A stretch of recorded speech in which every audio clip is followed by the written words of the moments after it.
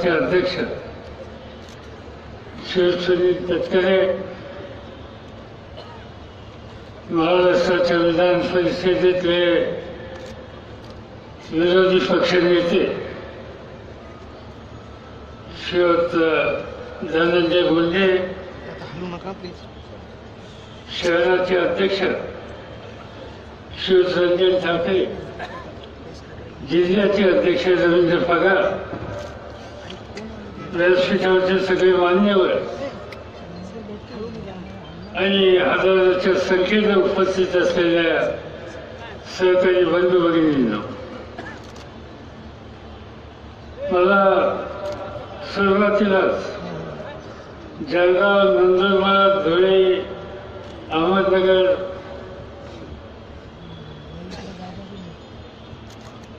नाशिक या पाचही जिल्ह्यामध्ये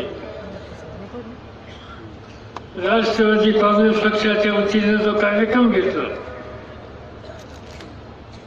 शेतकऱ्यांच्या आणि तरुणांच्या प्रश्नाच्या संबंधीचं दुखणं वेशीवर मांडण्याच्या संदर्भातला हल्ला मोर्चा माध्यमातून तो सर्व सहकार्याने आपण प्रचंड यशस्वी केला, त्याबद्दल तुम्हाला सगळ्यांना अंतःकरणापासून धन्यवाद द्यायला मला आनंद आहे. तुम्ही एक वातावरण तयार केलं,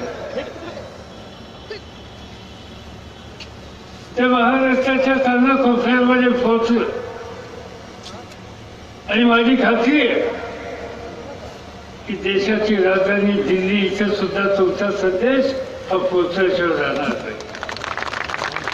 आणि तुम्हाला सगळ्यांच्या सामुदायिक शक्तीच्या सोबत या देशातली कोणतीही सत्ता ही तुम्हा लोकांच्या प्रश्नाकडे दुर्लक्ष करू शकत नाही. हा एक इतिहास हा या निमित्तानं आपल्या सगळ्यांना घडवायचा आहे आणि त्या दृष्टीनं हा आजचा या ठिकाणी तुम्हाला सगळ्यांचा मेळावा अत्यंत महत्वाचा आहे.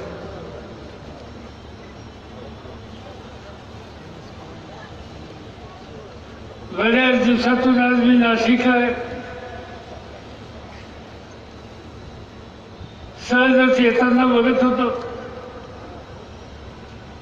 की नाशिकमध्ये काय बदल झालेत, नवीन काय बघायला मिळतं. तर माझ्या वाचनामध्ये आलं होतं की हा जिल्हा राज्याच्या मुख्यमंत्र्यांनी दत्तक घेतला. घोषणा झाली, पण या दत्तक बापांनी फोडाछकाने झुंकून सुद्धा बघितलं नाही. आणि म्हणून वेळ ही आलेली आहे की आम्हाला घोषणा आणि दत्तक बाप नको. आमच्या घरातला म्हातारा कोतारा असला तर आमचा जीवाभावाचा बाप आम्हाला पाहिजे. त्या बापाच्या हिताची जपणूक करणं आणि तोच आमच्या खांद्यावर पाठीवर मायेची गाव पुरवल्याशिवाय राहणार नाही. आणि म्हणून भारूची बाप आम्हाला आवश्यकता नाही. ही भावना मला या ठिकाणी लोकांच्याच ऐकायला मिळाली. हे राज्य खर्चच मोठे गमतीचे. घोषणा करायला यांचा हात कोणी धरणार नाही. आधीच्या मित्रांनी सांगितलं, ते राज्याचे प्रमुख असो, देशाचे प्रमुख असो, मुक्तपणाने बोलायचं आणि पदरात काही द्यायचं नाही. आणि त्याचा परिणाम आज या देशातल्या विविध भाषा भागामध्ये गेल्याच्या नंतर समाजाच्या वेगवेगळ्या घटकांच्या मध्ये एक प्रकारचं वेगळं चित्र बघायला मिळतं. शेती हा या देशाचा कणा आहे. या देशामध्ये 60% पेक्षा अधिक वर्ग हा शेतीवर आहे. आणि 116 कोटी देशाच्या लोकांचा भुकेचा प्रश्न हा सोडवण्याची धमक या देशातल्या शेतकऱ्याच्या मनगटामध्ये. आणि ही स्थिती त्यांनी या देशामध्ये निर्माण केली, घाम गाळून, कष्ट करून आणि देशाचा चेहरा बदलला. आज त्या ठिकाणी काय बघायला मिळतं? याचा उल्लेख या ठिकाणी केला. एक बालिका बोलत होती आणि तिने सांगितलं तिच्या आईवडिलांनी आत्महत्या केली. ती पोरगी उघडी पडली, पोरगी झाली. कोणाकडे बघायचं? आज शेतकऱ्याच्या घरामधल्या 77 वर्षांना आत्महत्या करण्याच्या संबंधीची वेळ आली. ही स्थिती या राज्यकर्त्यांनी केली. मध्यंतरी हा प्रश्न काही लोकांनी देशाच्या सुप्रीम कोर्टात मांडला. सुप्रीम कोर्टाने सांगितलं केंद्राला की आत्महत्येची नक्की परिस्थिती काय ती सांगा, अधिकृत सांगा. केंद्र सरकारने देशाच्या सुप्रीम कोर्टाला ॲफिडेव्हिट करून दिलं की आमच्याकडे अधिकृत माहिती अशी आहे की दर वर्षाला या देशामध्ये 12,000 शेतकरी आत्महत्या करतात. हे मी नाही सांगत, केंद्र सरकार सांगतं. आणि सगळ्यात नाही सांगितलं, सुप्रीम कोर्टात त्यांनी सांगितलं. खरं म्हणलं तर त्यापेक्षा सुद्धा अधिक आत्महत्या होतात. पण 12,000 शेतकरी दरवर्षी आत्महत्या करतात हे विधान देशाच्या सत्तेत बसलेल्या सरकारचं आहे. याचा अर्थ या सगळ्या वर्गाच्याकडे बघण्याच्या संबंधीचा त्यांचा दृष्टिकोन हा काय हे याच्यामध्ये आपल्याला बघायला मिळतं.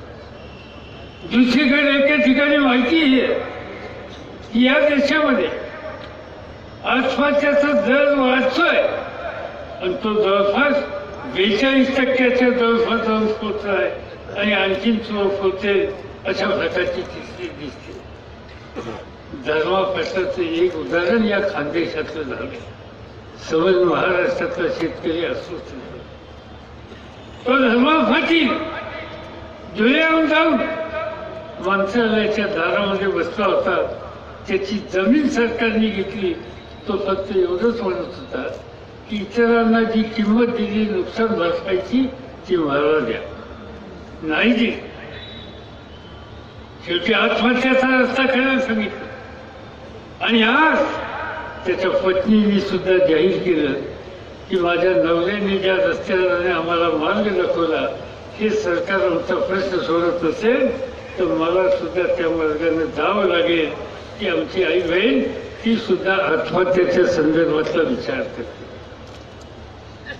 कसं हे सरकार आहे? बळीराजाला आत्महत्या करायची दिवस त्यांनी आणले. त्याला सत्तेवर राहण्याच्या संबंधीचा अधिकार नाही. आम्ही काही जास्त मागत नाही. आम्ही एवढंच सांगतो की आमच्या घामाची किंमत आम्हाला द्या. आमच्या डोसक्याचं उजवलं आणि नुसतं सांगत नाही, त्याचा उल्लेख या ठिकाणी अनेकांनी केला. सत्ता तुम्ही हातामध्ये दिल्याच्या नंतर शेतकऱ्याच्या डोक्यावरचं ओझं आम्ही माफ करून टाकतो. नुसतंच माफ केलं नाही, नवीन कर्ज देण्याच्या संबंधी मोठी रक्कम उपलब्ध केली. ज्या ठिकाणी सगळं मिळून कर्जाचा पुरवठा मर्यादित होता हा जवळपास 600 पटाने वाढवला. आणि नुसता वाढवला नाही तर व्याजाचा दर 3 लाख रुपयापर्यंत कर्ज घेणारा शेतकऱ्याला 3 ते 4% व्याजाचा दर केला. आणि नेहमीच परत करत असेल तर 0% सुद्धा निर्णय या महाराष्ट्रामध्ये घेतला. शेतकऱ्याच्या प्रश्नाच्या संबंधीची आस्था असलेल्या लोकांच्या हातामध्ये सत्ता असल्याच्या नंतर काय होतं या संबंधीचा निर्णय त्या कालखंडामध्ये दिलेला होता. पण आज तुम्ही यांच्याकडे झुकून बघायला तयार. काय वाटेल ते भाषण करताय, सांगताय, मोठ्या मोठ्या भाषेत सभेमध्ये सांगताय. माझ्या वाचनात आलं एका मंत्री महोदयांनी सांगितलं की आमचं सरकार आल्याच्या नंतर एका रकमेनं आम्ही सगळं फेडलं करतो. आणि सांगितलं आता तुम्ही चिंता करू नका, तुमचं सगळं फिटलं. काय फिटलं कोणाला सांगणे अवघड. फिटलं म्हणून सांगितलं, कशाचा पत्ता नाही फिटलं. सातबाराचा उतारा तसाच, भांडी कुंडी बाहेर काढण्याच्यासाठी नोटीस तशी. शेतकरी वर्गाची बेवणूक आणि त्याच्या बाबूंचा पंचनामा हा तसाच हे सूत्र घेऊन आजचं सरकार जात असेल तर याला सत्तेचा अधिकार नाही. या संबंधीचा हा हल्लाबोल आहे. हा हल्लाबोल स्वच्छ बसणार नाही. तो महाराष्ट्राच्या कानाकोपऱ्यात जाऊन देशाच्या कानाकोपऱ्यात पोचेल आणि दिल्लीला आणि मुंबईमध्ये आम्हा लोकांच्याकडे दुर्लक्ष करणाऱ्यांच्या गादीला धक्का देऊन त्यांना सत्तेपासून दूर केल्याचं राहणार नाही. हाच निर्धार आज या ठिकाणी नाशिकच्या ठिकाणून आपल्याला या निमित्तानं करायचा आहे. तरुण पिढीची अवस्था गंभीर आहे, ज्याचा उल्लेख आधीच्या मित्रांनी केला. जागा रिक्त आहेत, भरल्या जात नाही. नवीन कारखानदारी येत नाही, नवीन हाताला काम येत नाही. शेतीच्या बाहेर लोकांनी पडलं पाहिजे. मी सतत सांगतोय की दिवसेंदिवस जमीन कमी होते, शेतीवरची माणसं वाढते, आमचं कुटुंब वाढतंय. आम्ही स्वतंत्र झालो त्यावेळेला 35 कोटी होतो, आता 112 कोटी झालो. 35 कोटी होतो त्यावेळची जमीन आणि आजच्या जमिनीत फरक आहे. आज जमीन कमी झाली. हा रस्ता झाला मुंबईवरून नाशिकला याचा भुजबळ साहेबांनी केला. त्या रस्त्याच्यासाठी जमीन गेली, धरणासाठी जमीन गेली, नवीन प्रकल्पासाठी जमीन गेली, सातपूरच्या औद्योगिक वसाहतीसाठी जमीन गेली. या ठिकाणचा मिक्सच्या संबंधीचा कारखाना काढला त्यासाठी जमीन गेली. जमीन जाते आणि जमिनीवर अवलंबून असलेली माणसं मात्र वाढतात, कारण आमचं कुटुंब वाढलेलं आहे. आणि याचा मार्ग काढायचा असेल तर सगळ्यांनी शेती करून चालणार नाही. कुटुंबातला एक माणूस एक मुलगा शेतीत ठेवू आणि दुसरे धंद्यामध्ये येऊ. ज्यांच्या हातामध्ये सत्ता आहे त्यांनी दुसरे धंदे आणि दुसरी रोजगाराची संधी ही नव्या तरुणाला उपलब्ध करून दिली पाहिजे. तर शेती सुधारेल आणि त्या तरुणाचं घरही सुधारेल. आज त्या पद्धतीची नीती आज खऱ्या अर्थानं महाराष्ट्राला देशाला गरजेची आहे. पण या संबंधीचा विचार आजचे राज्यकर्ते करायला तयार नाहीत. आणि म्हणून आम्हाला विचार करायचा की हे आम्हाला पसंत नाही. आज याच्या माध्यमातून आम्हाला सुटका होणार नाही, आमच्या प्रश्नाची सुटका होणार नाही आणि त्यासाठी आपल्याला प्रयत्न करावा लागतो. नाशिक हे महाराष्ट्राच्या कष्टकरी लोकांचा एक महत्वाचा जिल्हा आहे. उत्तम शेती कशी करावी याचा आदर्श तुम्ही दिला. इथला आदिवासी मर राबून आपली शेती संपन्न करण्याचा प्रयत्न करतोय. आज म्हणून नाशिक असेल, नगर असेल, धुळे असेल, जळगाव असेल, नंदुरबार असेल, इथला प्रत्येक सामान्य माणूस आपल्या जीवनामध्ये परिवर्तन आणण्याच्यासाठी प्रयत्नाची पराकाष्ठा करतोय. पण त्याच्या पाठीशी सरकारची नीती मदतीला भक्कमपणाला उडी लागली पाहिजे. आज ती त्या ठिकाणी दिसत नाही. हा खऱ्या अर्थानं आपल्या पुरता प्रश्न महत्वाचा आहे. आणि त्याची उदाहरणं अनेक दिसतात. जर दोन्ही उत्पन्न घेतलं, शेतीचं उत्पन्न घेतलं, मी आकडेवारी काढली आपल्या भागाची. आज आपल्या भागामध्ये सुद्धा प्रत्येक पिकाचं आज उत्पन्न घटलेलं अशा प्रकारचं चित्र बघायला मिळतं. मी सरकारी आकडेवारी काढली, खरीप पिकाचा अनुभव माहिती घेतली. ज्वारीचं पीक 32% उत्पादन घेतलं, बाजरी 19% घटली, नाचणी 60% घटली, तूर 14% घटली, भुईमूग 9% घटलं, तीळ 41% घटलं, सूर्यफूल 27% घटलं, ज्वारी 43% घटली आणि रबीमध्ये गेल्या गहू हे 37% घटलं. आज प्रत्येक ठिकाणी दर एकराचं उत्पादन कमी होत आहे. हे चित्र आपल्या सगळ्यांना बघायला मिळतंय. आणि त्याचं महत्वाचं कारण त्याच्या मालाची चांगली किंमत दिली जात नाही आणि शेतकऱ्याची भांडवली गुंतवणूक करण्याची ताकद ही दिवसेंदिवस कमी व्हायला लागली. त्या सगळ्या गोष्टीचे परिणाम आज दुष्परिणाम आज आपल्या सगळ्यांना बघायला मिळतात. आणि म्हणून हे सगळे प्रश्न निर्माण होतात. आणि ह्याच प्रश्नाची सोडवणूक करायची असेल तर आपल्याला महत्वाचे बदल करण्याच्या बद्दलचा पर्याय राहिलेला नाही. कर्जमाफीच्या संबंधीचा प्रश्न, कर्जमाफी आम्ही केली. आज फडणवीस सरकार सुद्धा सांगते आमची कर्जमाफी करायची तयारी आहे, काही प्रमाणात आम्ही केलं. दिल्लीमध्ये स्वच्छ सांगतात कर्ज आम्ही माफ करणार नाही. एकदा दिल्लीने कर्ज माफ करणार नाही सांगितल्याच्या नंतर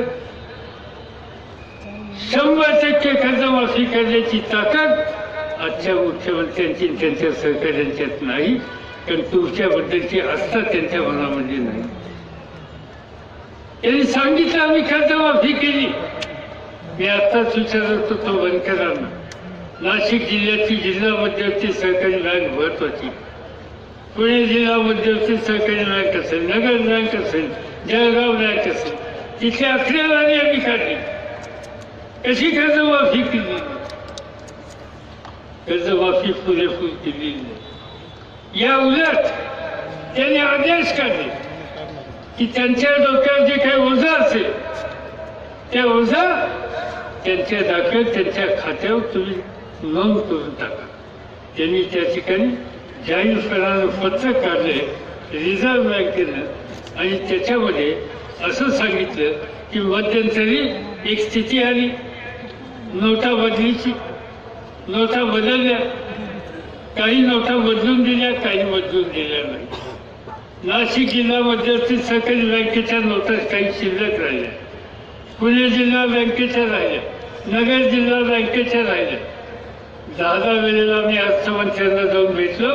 हा शेतकऱ्याचा पैसा आहे, हा सोसायटीमध्ये काम करणाऱ्या कार्यकर्त्या लोकांचा पैसा आहे, हा शिक्षण संस्थेमध्ये काम करणाऱ्या शिक्षकांच्या सोसायटीचा पैसा आहे, हा पुरवठा सोसायटीमधल्या सामान्य माणसांचा पैसा आहे.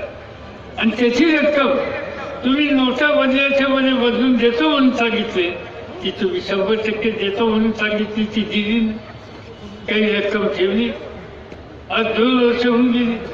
प्रधानमंत्र्यांनी सांगितलं 8 तारखेला ऑक्टोबरच्या 2 वर्षाच्या पूर्वी की ही नोट 500ची आणि 1000ची कागदाचा तुकडा झाला, आम्ही बदलून देणार आहोत. आता त्यांनी पत्र पाठवलं नाशिक जिल्हा बँकेला, जी काही रक्कम राहिली ती रक्कम आता आम्ही देऊ शकत नाही, तुम्ही तुमच्या अकाउंट्सला तोटा म्हणून दाखवा आणि हे तुमचं नुकसान सहन करा. हे पत्र नाशिक बँकेला पाठवलं, पुणे बँकेला पाठवलं, नगर बँकेला पाठवलं, अनेक बँकेला पाठवलं. नोटा घेतल्या यांनी, बदलून द्यायची जबाबदारी त्यांनी. आणि त्यांनी आता सांगितलं मी बदलून देऊ शकत नाही, त्या नोटा फाडून टाका आणि तुमचं नुकसान दाखवा. कुणाचे पैसे? सामान्य माणसाचे पैसे.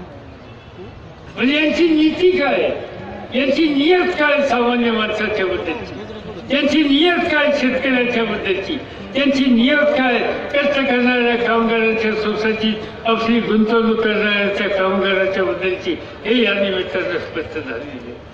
आणि ह्या सगळ्या गोष्टी एकच सांगतात, आता बस झालं, आता बस झालं, खूप सण केलं 3-3.5 वर्षामध्ये, आता तयारीत राहिलं पाहिजे. ज्यावेळी संधी मिळेल त्यावेळेला याला खड्यासारखं बाजूला करून या ठिकाणी सत्तेचं ते बदललं पाहिजे आणि ते बदलण्याच्या संबंधीच्या तयारीला आपण मनापासून लागलं पाहिजे. माझी तरुण मित्रांना एकच विनंती आहे की तुमचं जीवन घडवायचं असेल, तुमच्या जीवनात परिवर्तन करायचं असेल, शेतकऱ्याला मला हेच सांगायचे की तुझ्या जीवनामध्ये स्थिरता आणायची असेल, आदिवासीला मला हेच सांगायचे की तुला सन्मानानं जगण्याचा, तू असेल, दलित असेल, भटक्या विमुक्त असेल, ओबीसी असेल, या सगळ्यांना सन्मानानं जगायची संधी मिळायची असेल तर आज आम्हाला इथं परिवर्तन केल्याशिवाय राहणार नाही. आया बहिणींचा सन्मान राखायचा असेल तर त्यासाठी परिवर्तन हा एकमेव विचार आहे आणि त्यासाठी हा हल्लाबोल आहे. तो हल्लाबोल आम्ही यांना घालवल्याशिवाय थांबवणार नाही. एवढंच निर्धार आजच्या या कार्यक्रमाच्या निमित्तानं या ठिकाणी करू, हे या ठिकाणी मी आपल्याला सांगतो आणि आपल्याला सगळ्यांची रजा घेतो. जय हिंद, जय महाराष्ट्र.